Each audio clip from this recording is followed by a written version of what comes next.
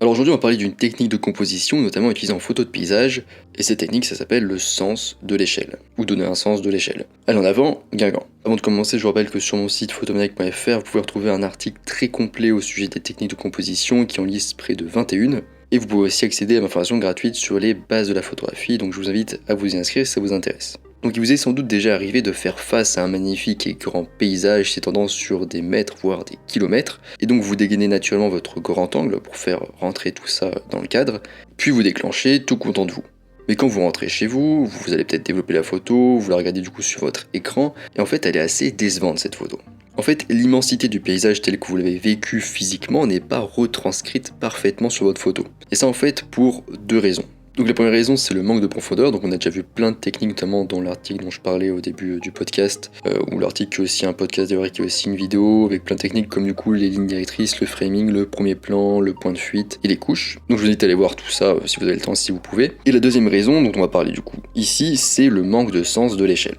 Donc pour ça vous devez vous servir d'un élément de référence pour que l'esprit humain puisse évaluer l'étendue de la scène. Là vous allez me dire mais un élément de référence ça veut dire quoi ? Et bien en fait c'est un élément dont nous connaissons naturellement tous la taille, ou au moins dont nous avons une idée de l'ordre de grandeur. D'ailleurs c'est un principe qui est utilisé dans la théorie de Gestalt, on appelle ça le principe d'invariance. Là aussi la théorie de Gestalt j'ai fait un article, une vidéo, un podcast dessus, donc n'hésitez pas à aller voir tout ça. D'ailleurs l'invariance j'en ai pas parlé dans mon podcast ni dans ma vidéo, mais en fin d'article. Bref, la façon la plus efficace et naturelle d'appliquer une notion d'échelle à une photo de paysage, c'est de placer une personne dans la scène. Donc en fait on peut aussi retrouver un petit peu ce principe dans le fait d'ajouter un premier plan, ça peut aussi donner un sens de l'échelle, mais le mieux tout de même c'est quand même de placer l'élément de référence, donc la personne un peu plus en profondeur dans la scène, environ par exemple un tiers, donc finalement un petit peu entre le second plan et le premier plan, ou en tout cas un peu plus au second plan. En général ça fonctionne un petit peu mieux. Cette technique du coup elle peut faire apparaître immédiatement l'énormité d'un élément comme une montagne.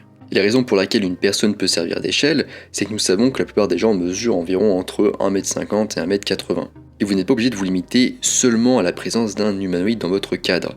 Tant que la taille de l'objet que vous souhaitez utiliser comme échelle peut être estimée par l'observateur, cela fonctionnera. Donc ça peut aussi être par exemple un bateau, un train, une voiture ou encore un phare, ou bref, d'autres choses comme ça. Voilà, on est à la fin de ce podcast sur comment ajouter du coup un sens de l'échelle à vos photos de paysage. J'espère que ça vous aura plu et que vous penserez vous servir de cette petite astuce dans photos de paysage la prochaine fois. Donc elle est plutôt simple à mettre en place en plus, donc c'est sympa. Je vous rappelle que sur mon site photomaniac.fr, je parle de manière beaucoup plus complète de plusieurs techniques de composition pour les photos de paysage. Je parle de 21 au total. Et sur mon site, vous pouvez aussi accéder à ma formation gratuite sur les bases de la photographie. Donc moi je vous laisse ici à vos compositions de paysage et je vous dis à bientôt sur les internets mondiaux.